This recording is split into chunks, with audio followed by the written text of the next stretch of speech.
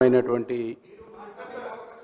రోజులో గౌరవ మాతృమూర్తి సోనియా గాంధీ గారికి ఈ సభ తరపున జన్మదిన శుభాకాంక్షలు తెలియజేస్తున్నా అధ్యక్ష. అధ్యక్ష,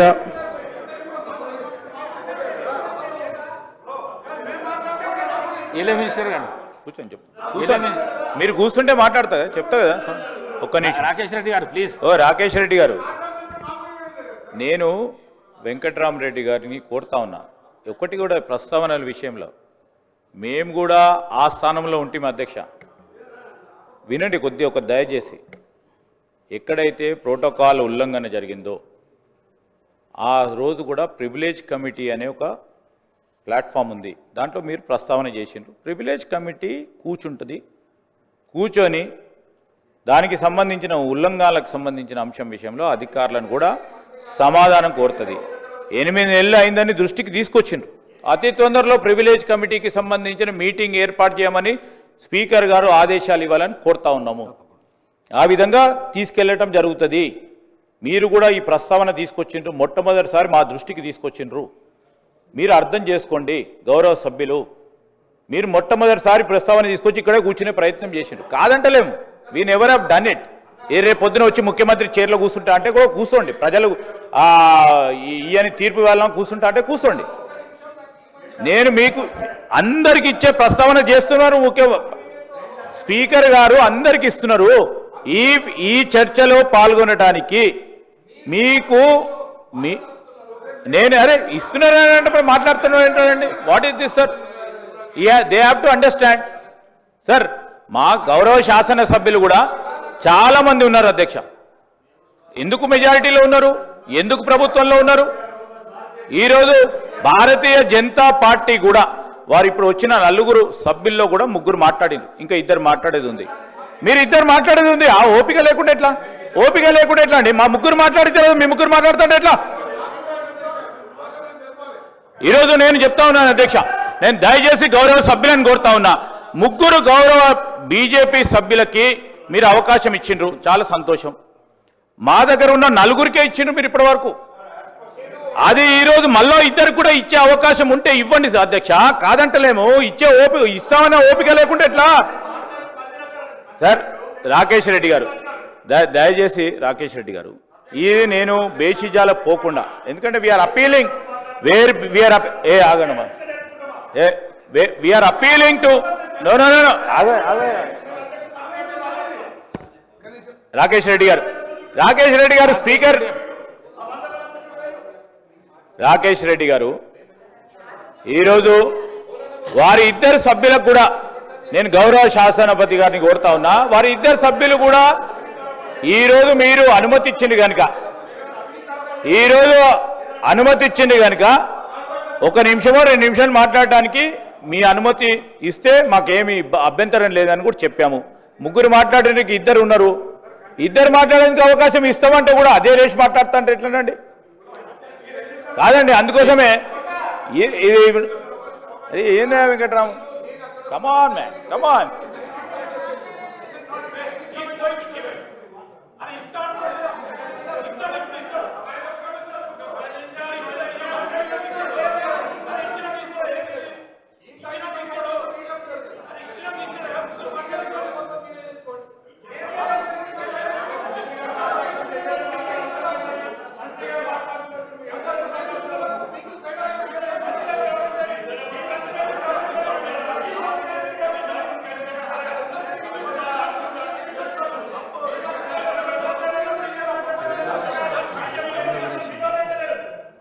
గౌరవ సభ్యులు వేముల వీరేశం గారు.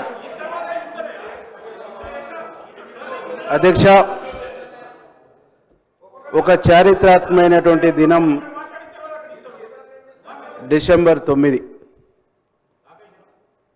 దాదాపు తెలంగాణ సమాజం మొత్తం, సకల జనులు, అన్ని వర్గాల అన్ని సెక్షన్ల ప్రజలు ఒక ఉద్విగ్నంగా, ఒక ఉద్రేకభరితంగా చూసినటువంటి రోజు ఈరోజు.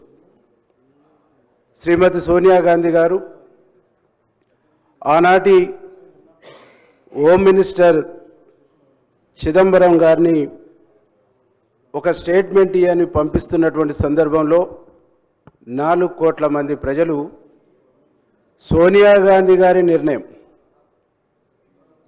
మాతృమూర్తిగా తెలంగాణలో విద్యార్థుల బలిదానాలు చూస్తున్నటువంటి తల్లిగా ఒక త్యాగాల కుటుంబం నుంచి వచ్చినటువంటి ఒక గాంధీ కుటుంబం నుంచి వచ్చినటువంటి తల్లిగా తెలంగాణ సమాజానికి ఏం సందేశం ఇస్తుంది, తెలంగాణ సమాజానికి ఏం భరోసా ఇస్తుందని చూసిన రోజు అధ్యక్ష ఈరోజు. ఆ సోనియా గాంధీ తెలంగాణ ప్రక్రియ ప్రారంభమైందని చెప్పేసి అప్పుడు మన్మోహన్ సింగ్ ప్రభుత్వం ద్వారా చెప్పగానే యావత్ తెలంగాణ సమాజం మొత్తం కూడా ఊపిరి పీల్చుకొని తల్లి సోనియా గాంధీ పట్ల, కాంగ్రెస్ పార్టీ పట్ల, కాంగ్రెస్ ప్రభుత్వం పట్ల తెలంగాణ సమాజానికి ఒక విశ్వాసం నింపిన రోజు అధ్యక్ష ఈరోజు. ఈ విశ్వాసం నింపినటువంటి ఈరోజు ఆ తదుపరి ప్రక్రియ 2014లో తెలంగాణ రాష్ట్రం ఏర్పడ్డ తర్వాత గౌరవ సోనియా గాంధీ గారి కలలు, సోనియా గాంధీ గారు ఆశించిన తెలంగాణ, సోనియా గాంధీ కలలు కన్న తెలంగాణ గడిచిన 10 సంవత్సరాల్లో విధ్వంసమవుతున్న తీరు చూసి నిజంగా సోనియా గాంధీ గారు ఎంతో బాధపడ్డారని చెప్పేసి ఈ సందర్భంగా నేను గుర్తు చేసుకుంటున్నా అధ్యక్ష. ఎందుకంటే తెలంగాణ గర్భశోకం చూసినటువంటి తల్లిగా, తెలంగాణ బిడ్డల యొక్క ప్రతిబింబమైనటువంటి తెలంగాణ తల్లి రూపకల్పన కూడా గడిచిన 10 సంవత్సరాల్లో జరగలేదు.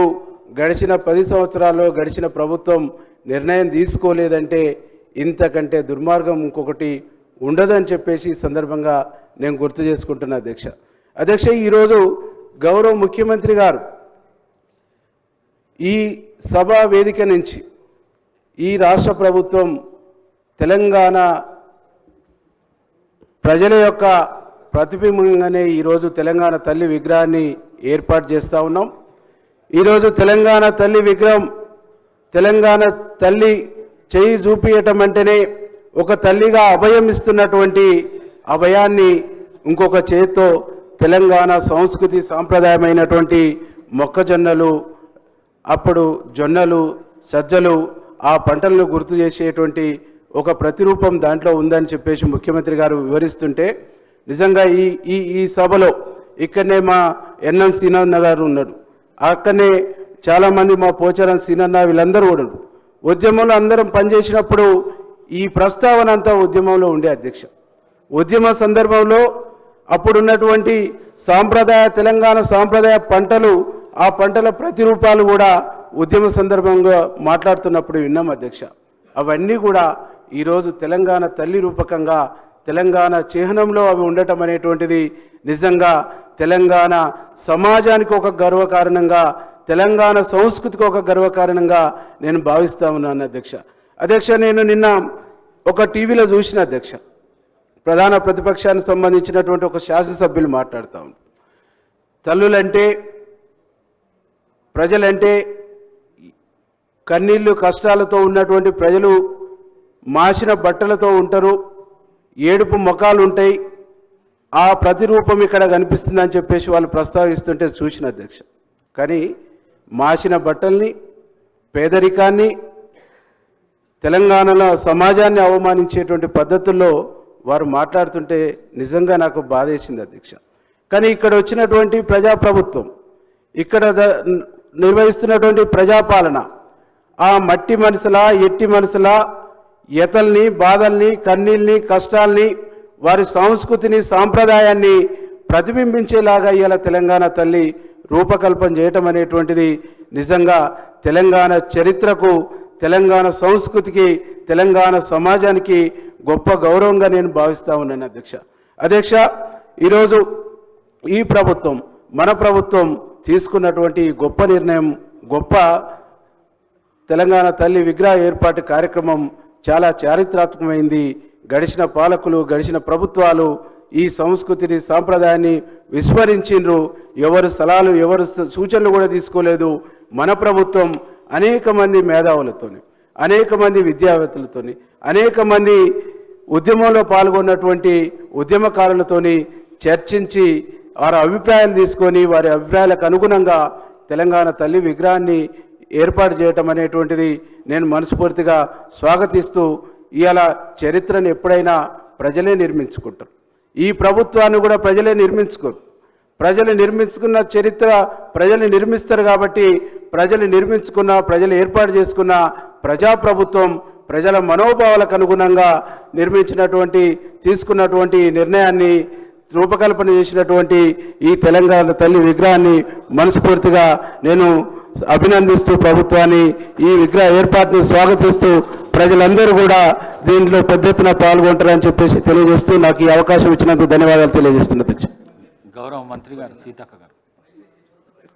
అధ్యక్ష, తెలంగాణ 4 కోట్ల ప్రజల ఆకాంక్ష, 60 సంవత్సరాల పోరాటం, వీటన్నింటినీ గుర్తుపెట్టుకొని మరి తెలంగాణ ప్రజల ఆకాంక్ష, ఆత్మగౌరవాన్ని గుండెల్లో పెట్టుకొని తల్లి సోనియా గాంధీ గారు మనకు ఈరోజు తెలంగాణను ప్రకటించిన సందర్భంగా వారి బర్త్డే కూడా ఈరోజే ఉండడం మనందరికి కూడా చాలా సంతోషం.